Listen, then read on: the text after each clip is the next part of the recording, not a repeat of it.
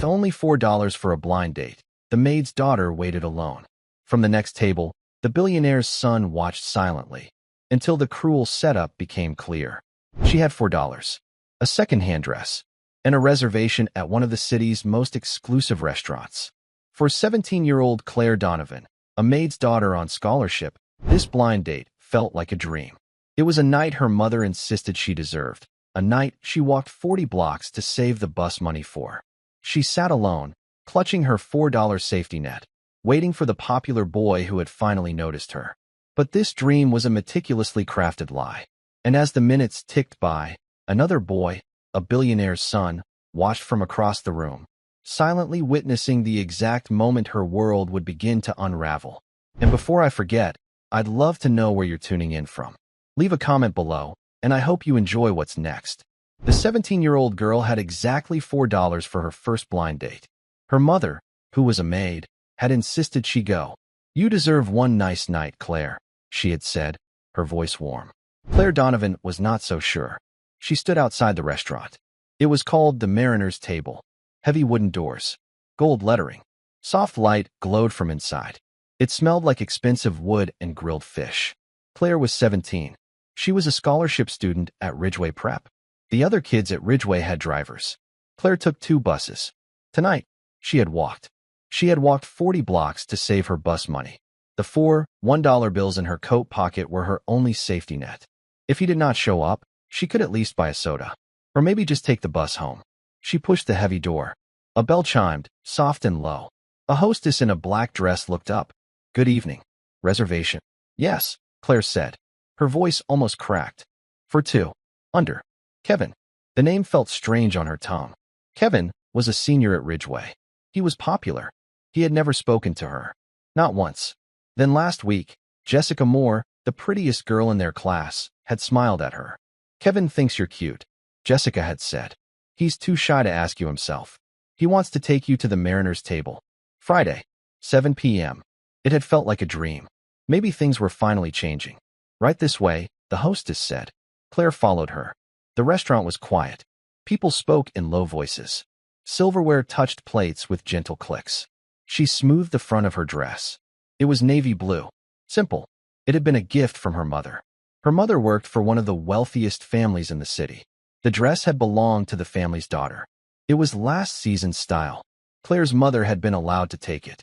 It was the finest thing Claire owned. But under the restaurant's gold lights, it felt like a costume. A poor copy. She felt every eye on her. She clutched her small purse. Inside was her wallet. And inside that, a small, creased photo. It showed a young man in a soldier's uniform. Her grandfather, Arthur Donovan. He was a legendary war veteran. A hero. He was the one who told her to apply for the scholarship. "You're a Donovan, Claire Bear," he'd say, his voice rough. "We don't bow. We don't break. Hold your head high." She tried to do that now. The hostess led her to a small table. "Your date is not here yet," she said. "That's okay. I'm a little early," Claire said. It was 6:45 p.m. She sat down. The chair was covered in soft velvet. She put her purse in her lap. A waiter appeared. "May I start you with some water? Bottled or sparkling?" "Oh," Claire panicked. Bottled water cost money. Just tap water, please. With ice. If that's okay." The waiter nodded, his smile tight. He walked away. Claire felt her face burn. She stared at the empty chair across from her. "Please show up, Kevin. Please be real." At a large table by the fireplace, Nathan Harrington stared at his water glass. He was also 17. He wore a blazer that cost more than Claire's monthly rent. His father, Robert Harrington, sat across from him. Robert was talking to 2 men in suits. They were talking about mergers, shipping lanes, interest rates. They always talked about money. Nathan felt the boredom deep in his bones. It was a cold, heavy thing. He was supposed to be here, supposed to be listening, supposed to be learning how to be a Harrington. It felt like learning to be a ghost. His father was a billionaire. The Harrington name was on museums, on libraries, on the side of the prep school Nathan attended. He was trapped by a name he never asked for. Then he saw her walk in. He watched the hostess lead her to a table. He knew her, not her name, but he knew her face. She was from his school, Ridgeway Prep. She was one of the scholarship kids, the ones who ate lunch fast and vanished, the ones who never spoke in class unless a teacher forced them. She was in his American history seminar. She always sat in the back, by the window.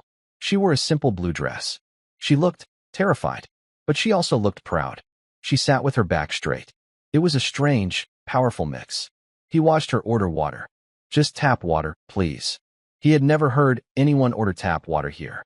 His father always ordered sparkling water from Italy. Nathan, are you listening? Robert Harrington's voice was sharp. Yes, sir, Nathan said. He looked back at his father. Shipping lanes. His father nodded, satisfied. He turned back to his guests. Nathan's eyes drifted back to the girl. She was pretending to look at the menu, but her eyes kept flicking to the door. 15 minutes passed. It was 7 p.m. Claire's tap water was gone. The ice had melted. She was afraid to ask for more. She checked her phone. No messages. She read the last message from Jessica. He's so excited. Have fun. Claire smiled at the message. It helped. It made it feel real. At 7:15 p.m., she sent a text to the number Jessica had given for Kevin. Hey, I'm here. At the table. No reply. She folded her napkin in her lap, then unfolded it, then folded it again. A couple sat down at the table next to hers. They ordered a bottle of wine. They were laughing. Claire felt very small. At 7:30 p.m., she called the number. It rang once, then went to voicemail. The person you are trying to reach has not set up their voicemail. A cold dread started in her stomach. The waiter came back. Is your party arriving soon, miss? We have a 7:30 reservation for this table. His smile was gone. Oh, yes. I'm so sorry, Claire said. He's running late. Traffic. I'm sure he'll be here any minute. The waiter sighed. Very well. He walked away. Nathan watched the waiter. He watched the girl's face. Her pride was cracking. He could see the panic in her eyes.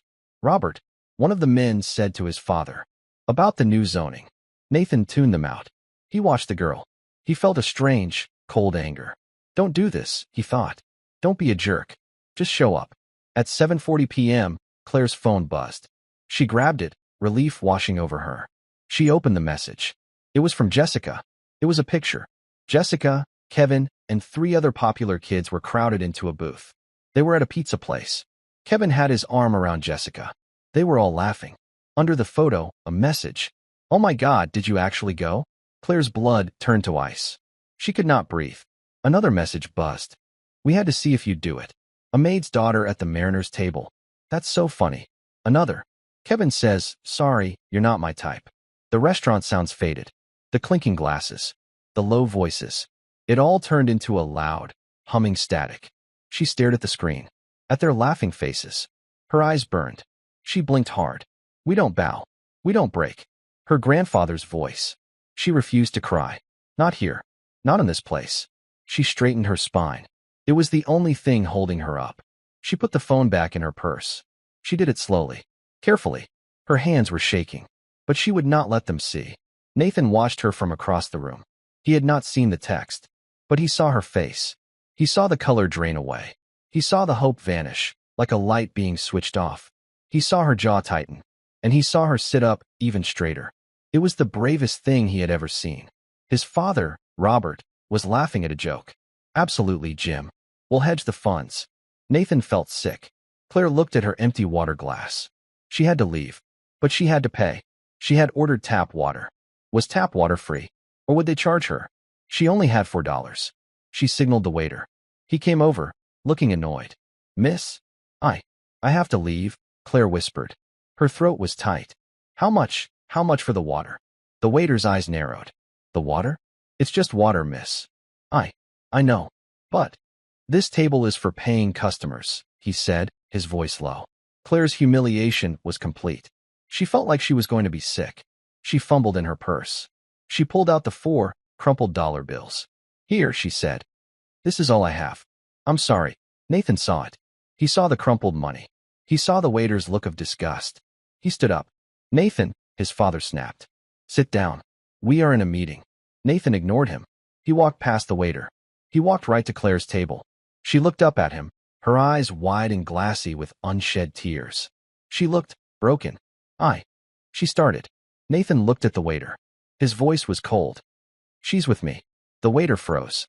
He looked from Nathan's expensive blazer to Claire's simple dress. Robert Harrington stood up. Nathaniel, what is the meaning of this? Get back to this table. The whole restaurant was quiet. Everyone was staring. Claire wanted to vanish. This was worse. 1,000 times worse. She was a scene. A charity case. No, I'm not, she said to Nathan. I'm leaving. Please, just let me leave. She tried to stand. Nathan put his hand on the table. He looked at the waiter, then at his father. I'm sorry, father. I'll be right back. He looked at Claire. You're not leaving.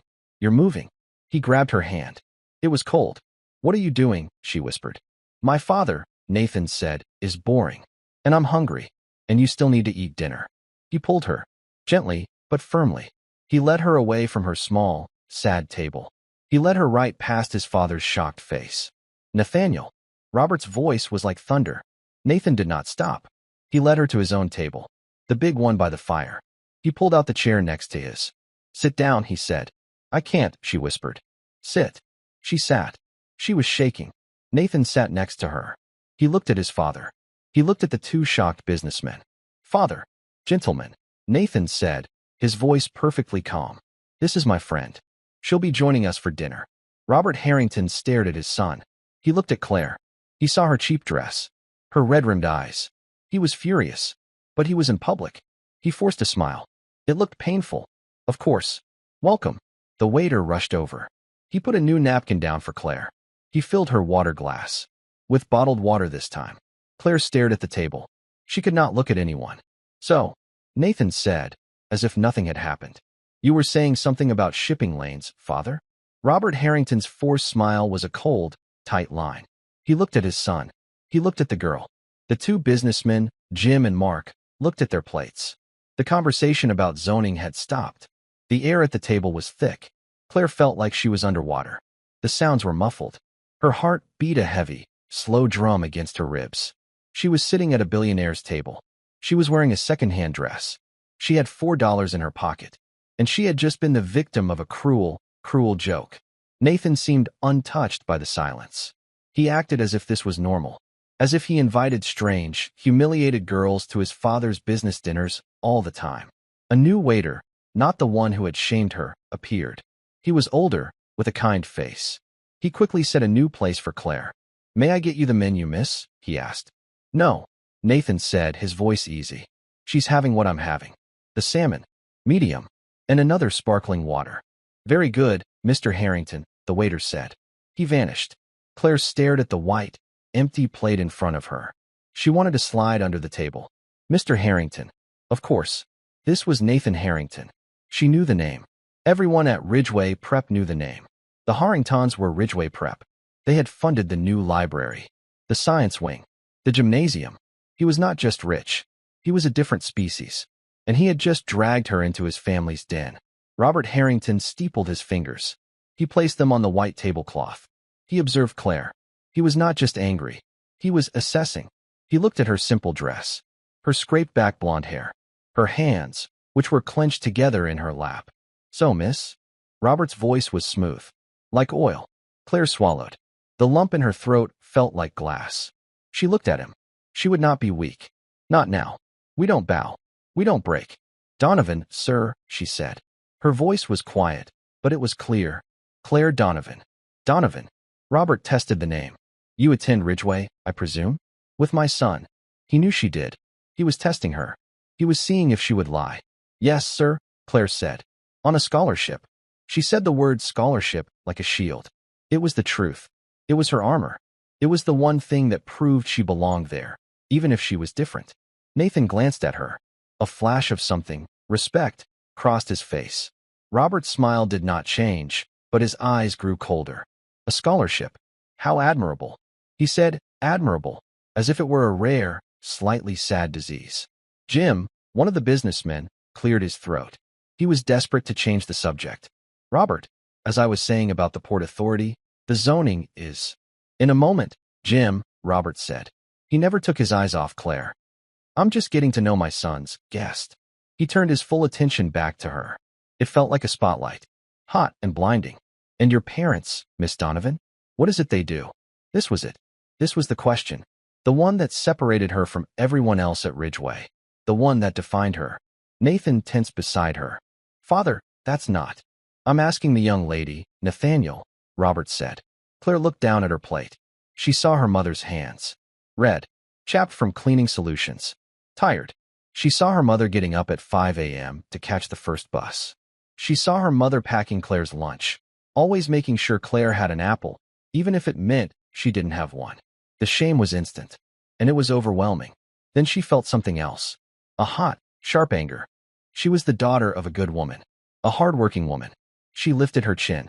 She looked Robert Harrington right in the eye. "My mother is a maid, sir," she said. "She works for the Wallace family, on the East Side." The silence that followed was absolute. Jim and Mark stared at their water glasses. They seemed to be trying to disappear. Nathan closed his eyes for a brief second. Robert Harrington's mask finally slipped. A small, almost invisible muscle twitched in his jaw. He finally understood. This was not a game. This was not a rebellious girlfriend from a poorer, rich family. His son had brought the daughter of a servant to his table. In public, during a business meeting. "I see," Robert said. The waiter returned. He placed a large, beautiful plate in front of Claire. A piece of salmon sat on a bed of green vegetables. It smelled like lemon and herbs. It was the most expensive-looking food she had ever seen. She knew, with certainty, that she would not be able to eat a single bite. "This is ridiculous," Nathan said. His voice was low and angry. He was not looking at Claire. He was looking at his father. "Nathaniel," Robert warned. "You invite me to these lessons," Nathan said. "You tell me to listen. Then you do this. You interrogate her." "I am having a conversation," Robert said. "No," Nathan said. "You're not. You're passing judgment." Claire felt she was watching a tennis match between two lions. She could not stay. She could not be the reason for this. She had faced the humiliation from Kevin and Jessica. She would not now sit here and be inspected. She put her napkin on the table. Gently. "Thank you for this," she said. Her voice was shaking, but she held it steady. "It's a beautiful meal, but I have to go." She stood up. The velvet chair scraped quietly. Robert looked annoyed. "Sit down, young lady. You haven't eaten." It was a command. He was used to people obeying. "No, thank you, sir," Claire said. "I've lost my appetite." Nathan stood up with her. "I'll walk you out." "Nathaniel, sit down." Robert's voice was not a request. It was thunder. The entire restaurant was watching them now. The quiet couple, the businessmen, the waiters. Nathan looked at his father. It was a long, silent moment. The son challenging the father. "No," Nathan said. He reached into his pocket. He pulled out a $20 bill. He threw it on the table. "For her water," he said. It was a sharp, defiant act. It was an insult. It was meant to be. Robert Harrington's face turned a dark, angry red. "Let's go," Nathan said to Claire. He didn't grab her hand this time. He just put his hand on the small of her back. He guided her. He shielded her. He walked her through the maze of tables, past the staring faces, past the hostess, who looked terrified. He pushed the heavy wooden door. The cold night air hit Claire's face. It felt like waking up. She stumbled onto the sidewalk. She took a deep, ragged breath. The air smelled like car exhaust and the city. It was real. She was shaking, but it was not with fear anymore. It was with anger, a deep, burning rage. She turned on him. "You shouldn't have done that," she said. Nathan looked confused. "What? Get you out of there?" "All of it," Claire said. Her voice was low, but fierce. "Sitting me at that table. The salmon. The $20. You didn't have to do that." "I was trying to help," Nathan said. He was defensive. "That waiter was, my father was." "You made it worse," she said. "You made me a spectacle. Your charity case. You brought the poor little maid's daughter to your father's table so you could feel good. So you could what? Rebel." Nathan was stung. He had never been spoken to this way. "No. I saw you. They were horrible to you." "They were horrible," Claire agreed. "And I was handling it. I was going to leave. I was fine. Then you saved me. You know what you did? You just proved what they said. That I don't belong. I'd rather have left with my pride." "Your pride," Nathan said. "They were making you cry." "I was not crying," she snapped. "And I had $4. I was going to pay for my water and leave." This stopped him. "You had $4. "Yes. 4. And I was going to walk home. And it was going to be my story. My problem. You made it your story. You made me something to be passed between you and your father." She was so angry she could barely see straight. She clutched her small purse. "I don't need a Harrington to save me," she said. She turned and began to walk. Fast. Her cheap shoes clicked on the pavement. Wait. Nathan called. Where are you going? Home. She called back, not stopping. It's late. Let me get my driver. He'll take you. Claire stopped. She spun around. The streetlight caught her face. She looked like a warrior. No, she said.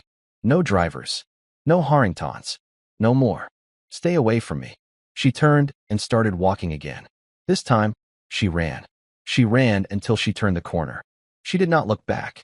Nathan stood on the sidewalk for a long time. The cold wind felt strange. He was confused. He was angry. And, more than anything, he was impressed.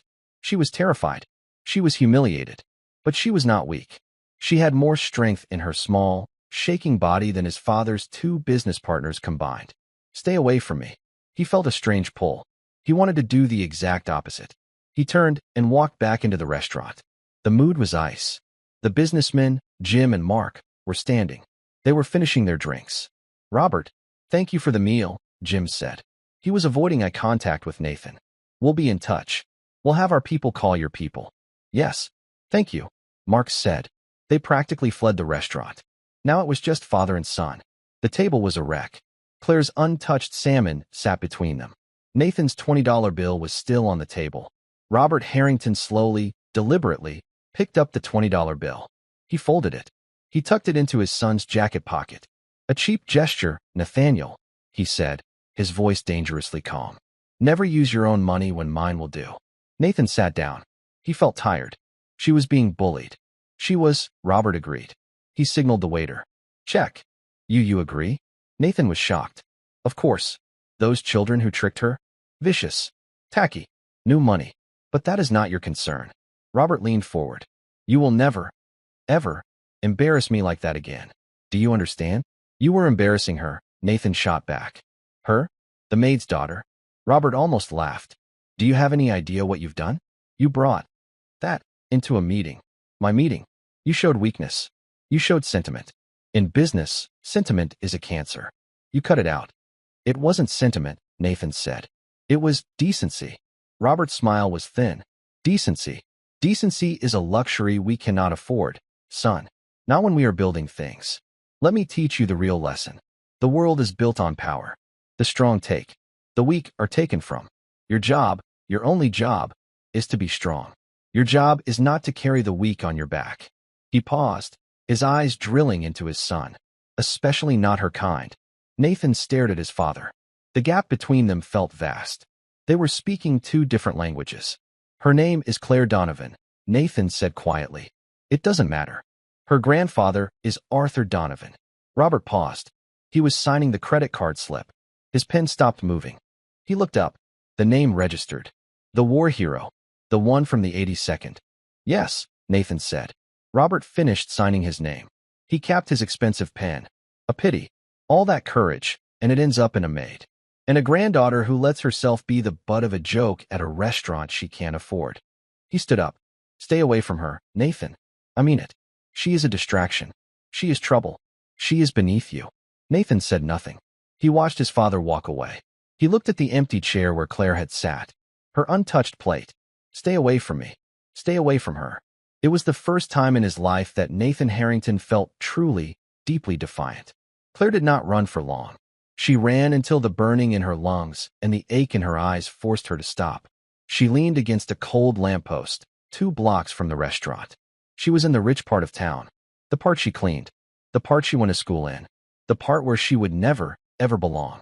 She took a breath. And another. The night air was sharp. We don't bow. We don't break. Hold your head high. Her grandfather's voice. It was her bedrock. She stood up straight. She had 40 blocks to walk. She had walked it before. She would walk it again. She clutched her purse.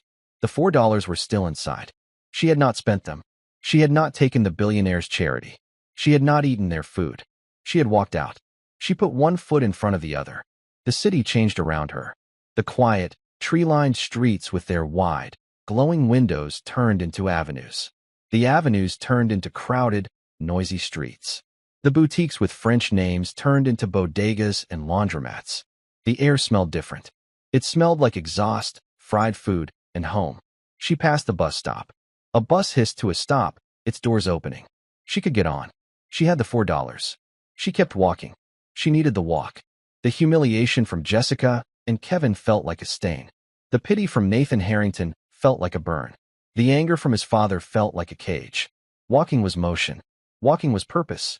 Walking meant she was deciding where she went. 45 minutes later, she reached her building. It was brick. 5 stories. The lobby was clean, but the yellow paint was peeling. It smelled like bleach and old carpet. She walked up the 3 flights of stairs. Her legs ached. She opened the door to apartment 3B. The tiny apartment was dark, except for the blue light of the television. The sound was low. A game show. Her mother, Mary Donovan, was asleep on the sofa. She was still in her gray and white maid's uniform. Her shoes were on the floor by her feet. An empty mug was on the small table next to her. Mary had worked a double shift. She had cleaned the Wallace's house all day. Then she had served at their dinner party all night. Also, Claire could have a navy blue dress. Also, Claire could go on a date that was a lie. A wave of love, so fierce it hurt, washed over Claire. She went to the small linen closet. She took out a worn, knitted afghan. She unfolded it and gently, so gently, draped it over her mother. Mary stirred, but didn't wake.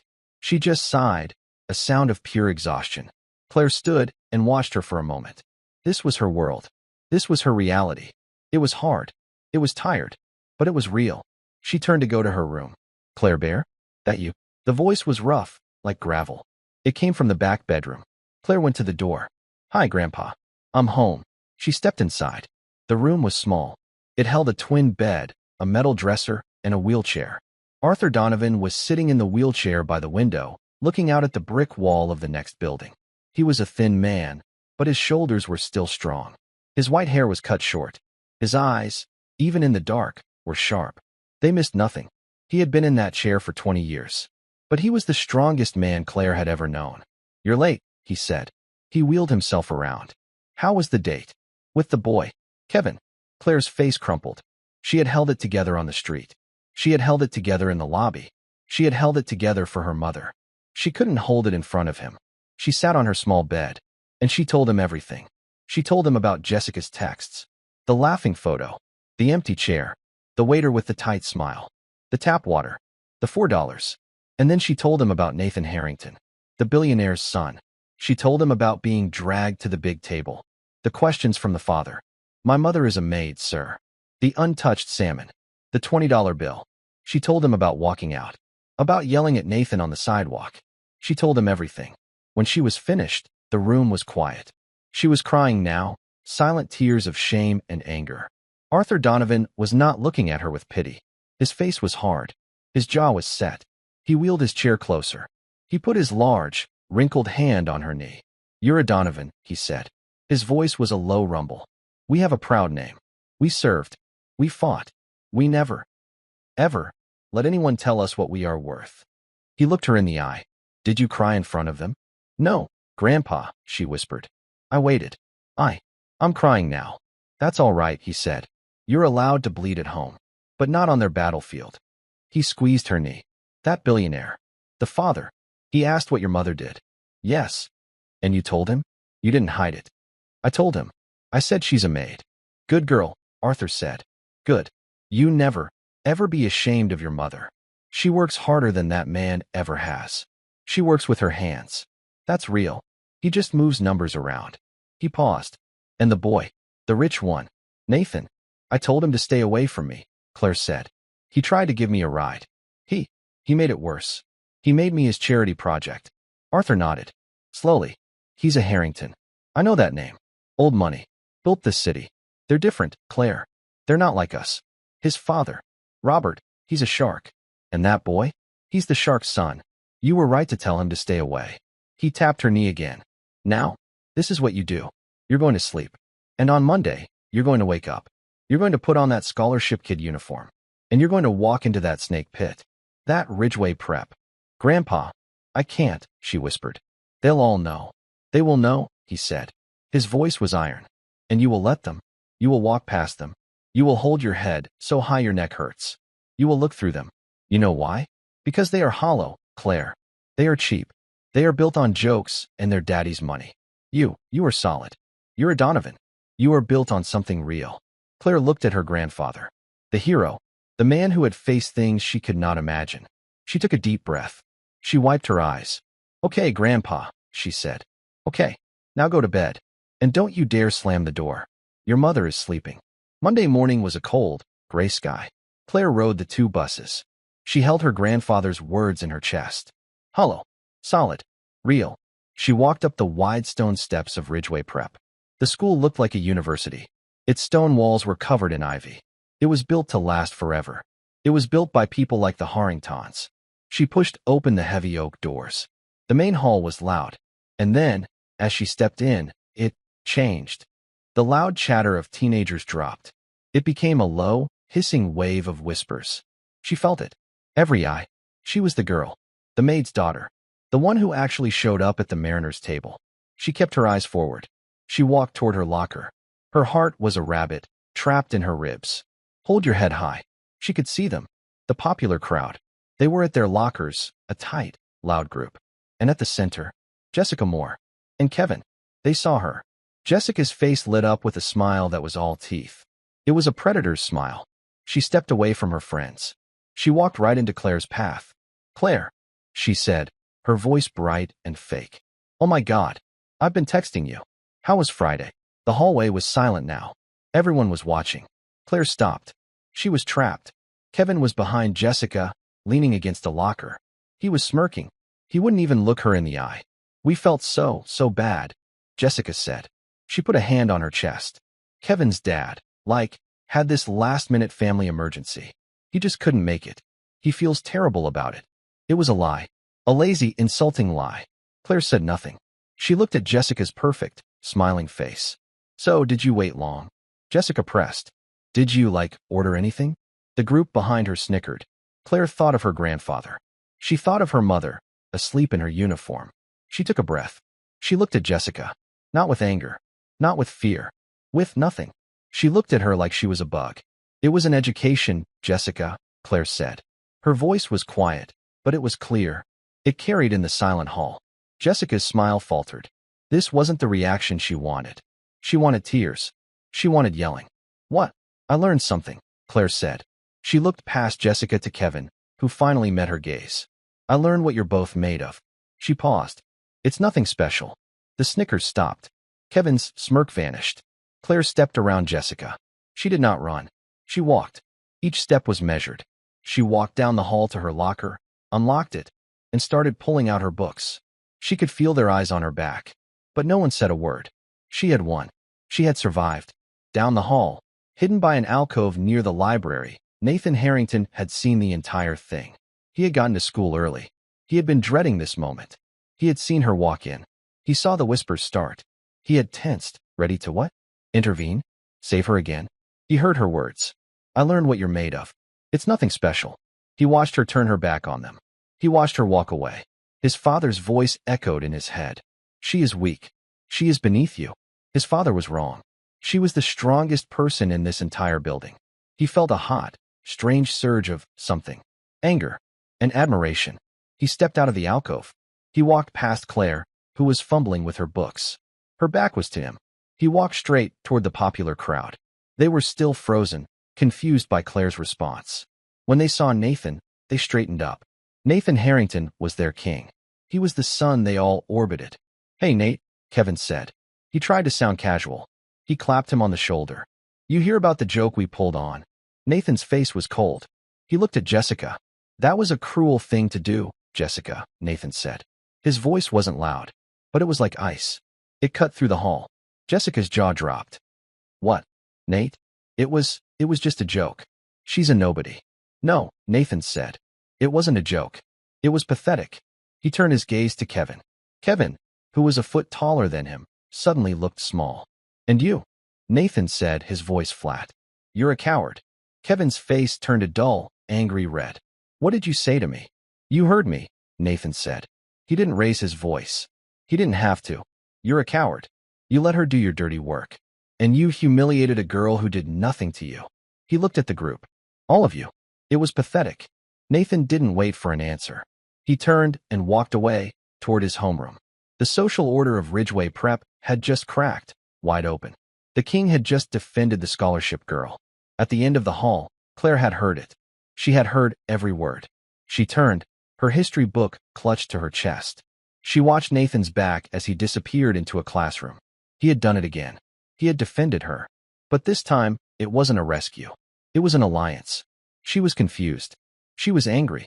And she was, for the first time, a little bit afraid of what he had just done. He had painted a target on both of their backs. The rumor of what Nathan Harrington had done in the main hall spread through Ridgeway Prep faster than fire. By lunchtime, the school was split. The popular crowd, Jessica, Kevin, and their followers, was furious. They treated Nathan with a new, cold respect. He was still their king, but he was a king who had turned on them. They couldn't touch him. So, they focused on Claire. It was different now. The whispers were not just hissing, they were openly hostile.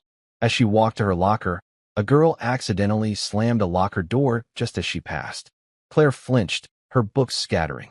Kevin and his friends laughed. But then, something else happened. A boy she'd never spoken to, a quiet kid from her math class, bent down and helped her pick up her books. He didn't say a word. He just handed her the stack and walked away. In the cafeteria, she sat at her usual table, alone. A group of girls from the popular crowd walked by. One of them tripped. Her tray, full of ketchup and fries, tilted. It was aimed right at Claire. Watch out. A hand shot out. Nathan Harrington. He had been sitting 3 tables away. He moved so fast, Claire didn't even see him. He didn't stop the tray. He just put himself between the girl and Claire. The tray of fries and ketchup hit him, right in the middle of his expensive, blue Ridgeway blazer. The cafeteria went dead silent. The girl who had tripped turned white. Oh my God, Nathan. I'm so sorry, Nathan didn't even look at her. He just picked a fry off his lapel. He looked at it. Then he looked at Kevin, who was watching from across the room. You missed, Nathan said. He took off his blazer. He tossed it onto the empty chair. He was wearing a simple white shirt. He sat down at Claire's table, right across from her. Claire was frozen. Her heart was hammering. What are you doing? She whispered. I'm eating lunch, Nathan said. He gestured to her tray. Are you going to eat that? You can't sit here, Claire hissed. They're what? Nathan said, his voice loud enough to carry. They're going to throw food at me? Good. I'm hungry. No one moved. The entire social structure of the school was melting down. Claire looked at him, at his white shirt, now stained with ketchup. Your father? You're making this worse. My father, Nathan said, hates this blazer. He's probably glad. He looked at her.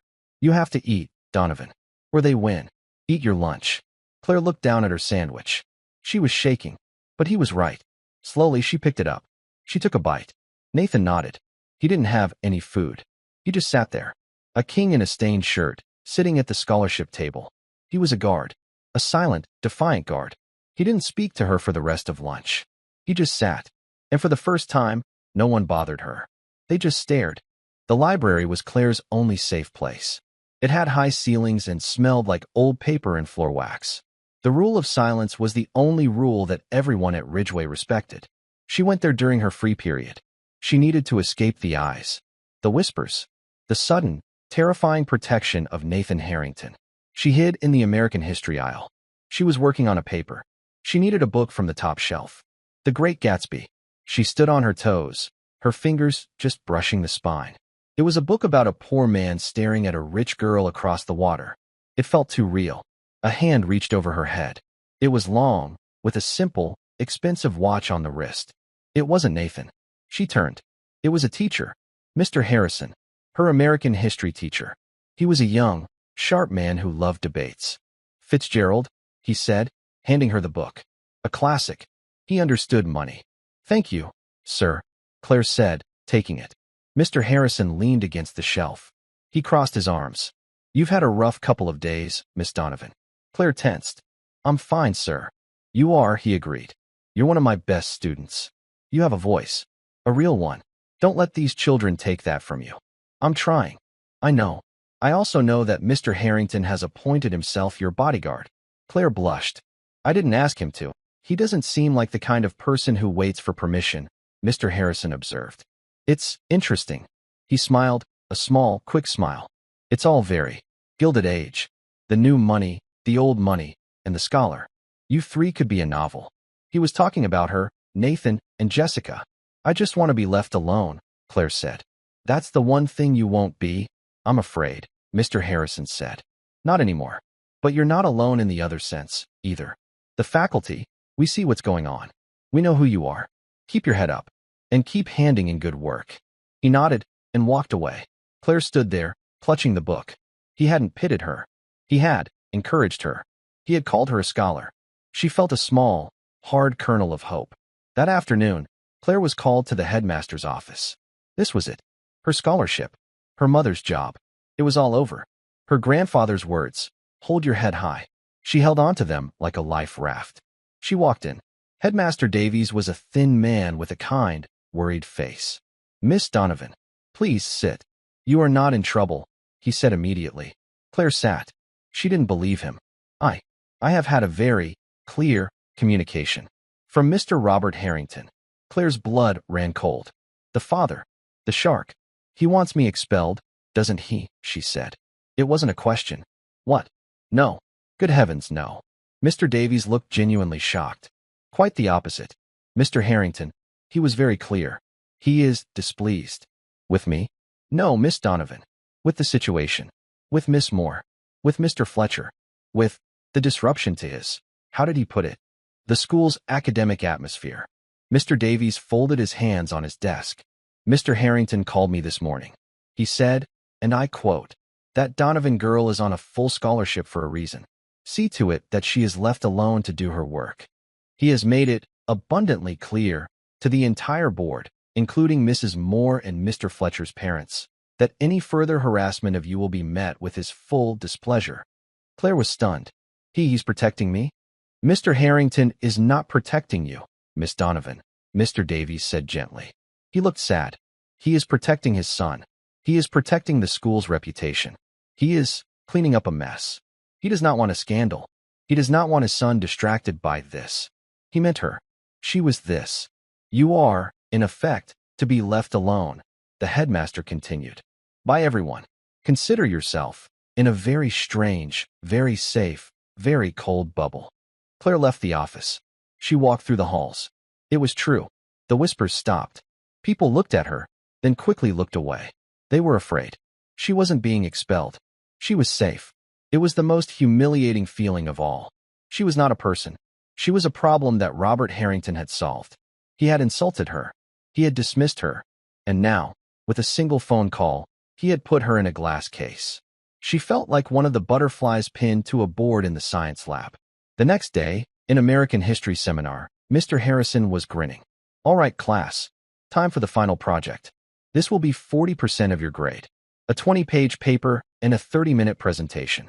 The topic, class and conflict in modern America. A collective groan went up. And, Mr. Harrison said, his grin widening, you will be working in pairs. I have chosen the pairs. 2. Encourage new perspectives. He posted the list on the overhead projector. The class leaned in. Claire scanned the list.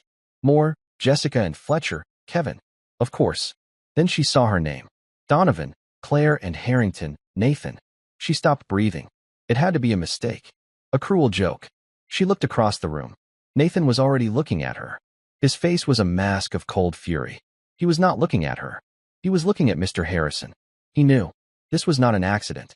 This was Mr. Harrison, the teacher who loved interesting Gilded Age novels, throwing a match on the gasoline. The bell rang. The class erupted, students moving to find their partners. Claire was frozen. Nathan stood up. He slung his bag over his shoulder. He walked over to her desk. The students streaming out of the room gave them a wide berth. They were the two poles of the new Ridgeway universe. He thinks he's clever, Nathan said. His voice was tight. This is impossible, Claire said. She felt sick. Your father. I'm supposed to be left alone. Nathan's eyes narrowed. My father. He called the school, didn't he? He told them to make everyone stop. He's handling it, Nathan said. He kicked at a desk. He was furious. He's putting out the fire. He's trying to control me. And Mr. Harrison is fighting back, Claire whispered. Looks like it. Nathan sighed. He ran a hand through his hair. Look, I don't care. About my father. About Harrison. About any of them. But I do care about the 40%. And so do you. He was right. Her scholarship. She could not get a B. I can't go to your house, she said immediately. I wouldn't ask you to, he said. My father, it wouldn't be good. And you can't come to mine. She thought of the tiny apartment, her mother on the couch, her grandfather in the wheelchair. The shame was instant and hot. Fine, Nathan said. The public library. Downtown. Saturday. 10 a.m. We'll plan the whole thing. We'll get it done fast. He looked at her. We're partners, Donovan. That's all. This is just a grade. Just a grade, she repeated. Be there, he said. He walked out, leaving her alone in the classroom. She put her head down on the desk. Her safe, cold bubble had just burst. Her number one enemy had just made her safe. And her only ally was now her project partner. Her grandfather's voice came back to her. You're a Donovan. You're solid. You're real. She stood up. She packed her bag. She would go to the library. She would get her A. And she would never, ever speak to Nathan Harrington again after it was done. Saturday was bright and cold. The downtown public library was a huge, old building made of marble. It was a palace for everyone. Claire arrived at 9:55 a.m. She found a large oak table in the main reading room. The ceiling was painted with clouds. The only sound was the rustle of newspapers and the quiet thud of books being closed. Nathan arrived at 10 a.m. on the dot. He did not look like a Ridgeway prep student. He wore simple jeans, a gray sweater, and a plain black coat. He carried a leather messenger bag. He looked like a normal college kid. He sat down across from her. The table was wide. It felt like a barrier. Donovan, he said. Harrington, she replied. They sat in silence for a long moment. Okay, Claire said. She pulled out a notebook. She was all business. A 20-page paper. 40%. We need an A. We'll get an A, Nathan said. He pulled out his own laptop. I've been thinking about the outline, Claire said. She pushed the notebook toward him. We can't just talk about, rich and poor. It's too simple.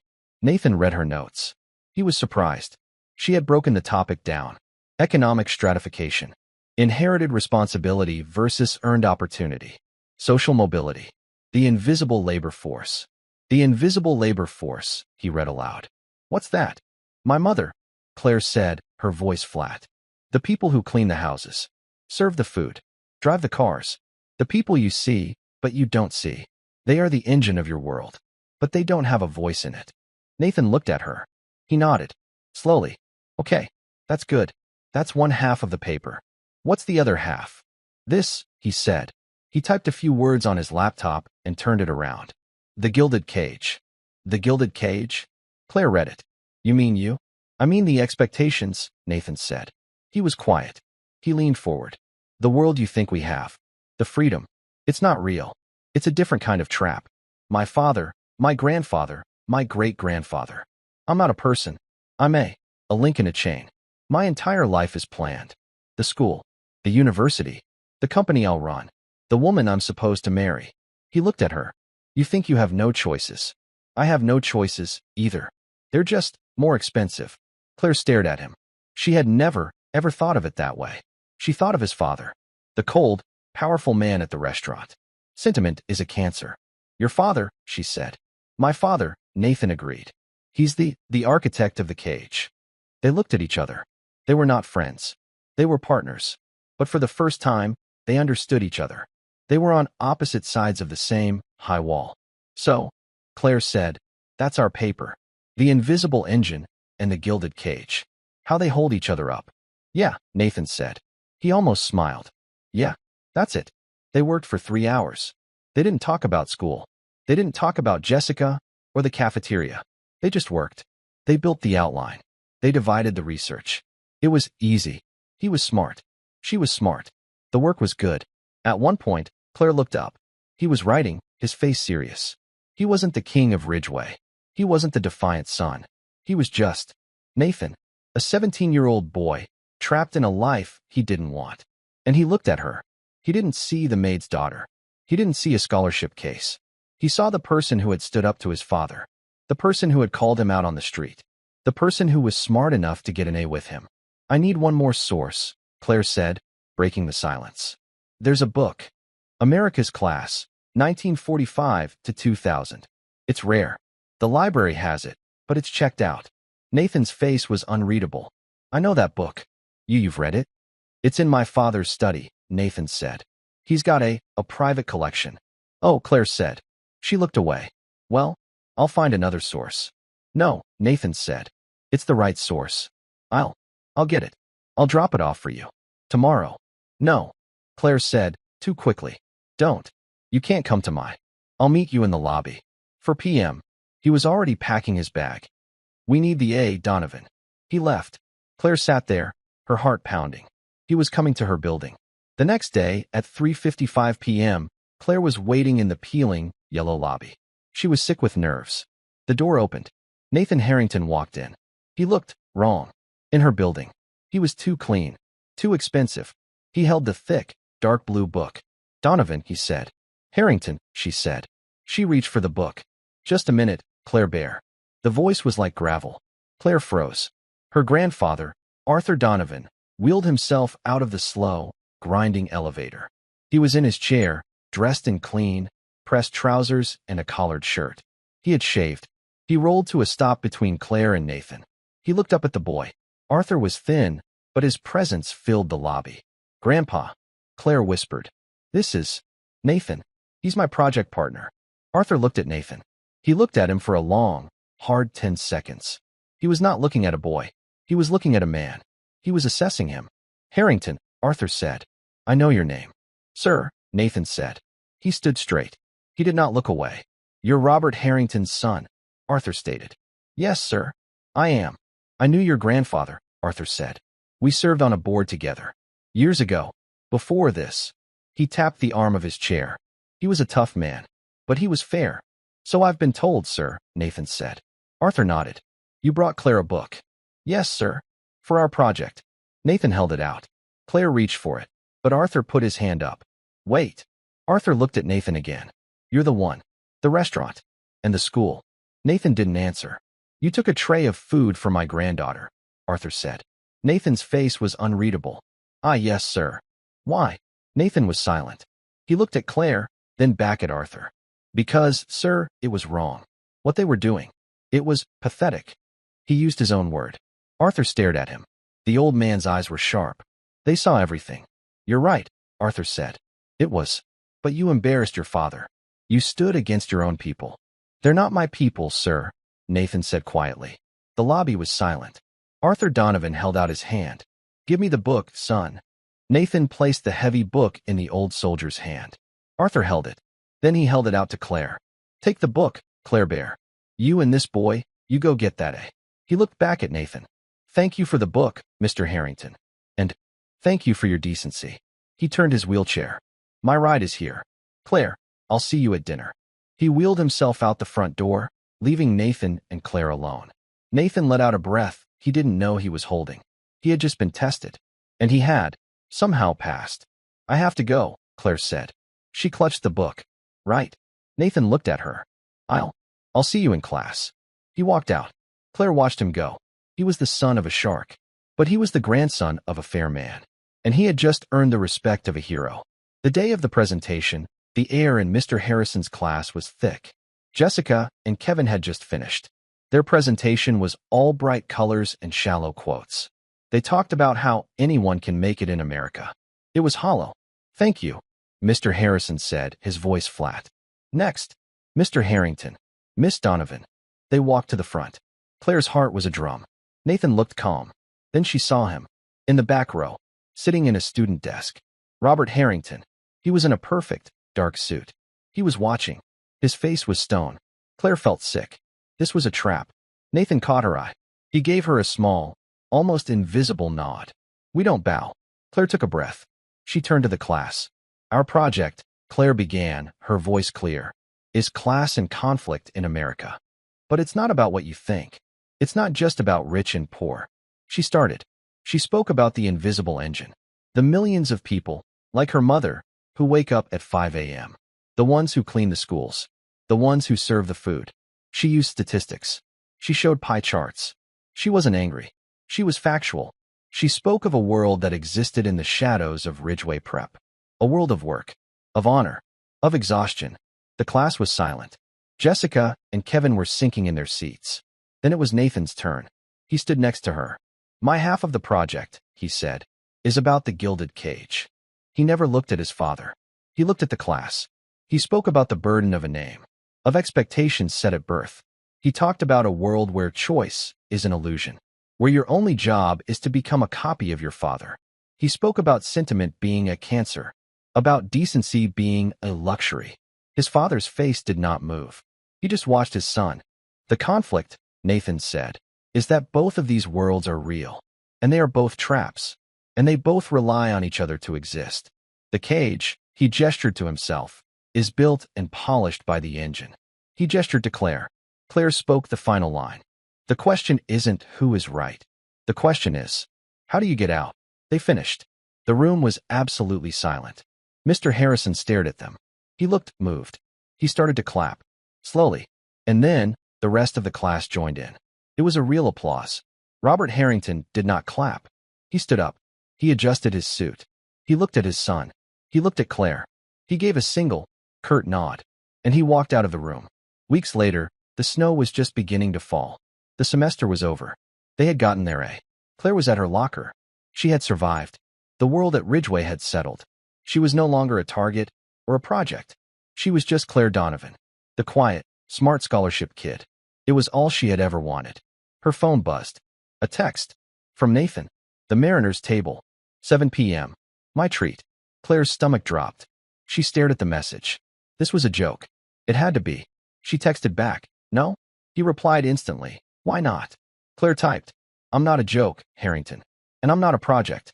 A new message. I know. It's just dinner. We finished the project. Come on.